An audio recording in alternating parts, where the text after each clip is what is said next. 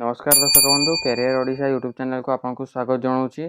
आज job notification T Odisha power transition corporation limited तरफ आसी अछि। Job notification T all over Odisha रही। ऑल ओवर ओडिशा रो कैंडिडेट माने अप्लाई करि पारिबे एवं posting T all over Odisha रे मध्य रही। एही जॉब रे अप्लाई करिया पई कैंडिडेट रो मिनिमम बयस 21 एवं मैक्सिमम बयस 32 हेतिबा दरकार, जोथरे कि एसटी एवं एससी कैंडिडेट मानक एक्स्ट्रा 5 ईयर रो रिलैक्सेशन मिल पारियो एवं पीडब्ल्यूडी कैंडिडेट मानक एक्स्ट्रा 10 ईयर रो रिलैक्सेशन मिलियो। अप्लाई प्रोसेस टी संपूर्ण भाव में ऑनलाइन रही। एप्लिकेशन फी टी 1180 टंका रही। एससी एसटी एवं पीडब्ल्यूडी कैंडिडेट मानक पई एप्लिकेशन फी टी 590 टंका अछि।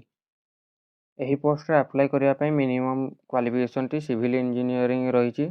अप्लाई पर यार एग्जामिनेशन सेंटर टी भुवनेश्वर, कटक, राउरकेला, संबलपुर, ब्रह्मपुर इत्यादि सहर गुड़िक तार एग्जामिनेशन सेंटर रोची। एग्जामिनेशन टी कंप्यूटर बेस्ड टेस्ट अटे। फॉर्म अप्लाई समय आपंक पाखरे 10th pass certificate, 10th marksheet, essential qualification pass certificate, जदि आपंकर पूर्व कौन एक्सपीरियंस भी अच्छी यही जॉब रिलेटेड ताले ता भी आपण ऐड करि परिबे।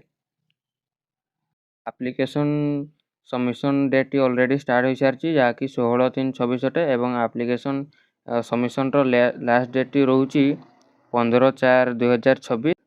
एप्लिकेशन सबमिशन पर आपणकर सीबीटी बेस्ट एग्जामिनेशन रोची जो क्वालिफाई कले आपन को फिजिकल टेस्ट देवा पड़ियो।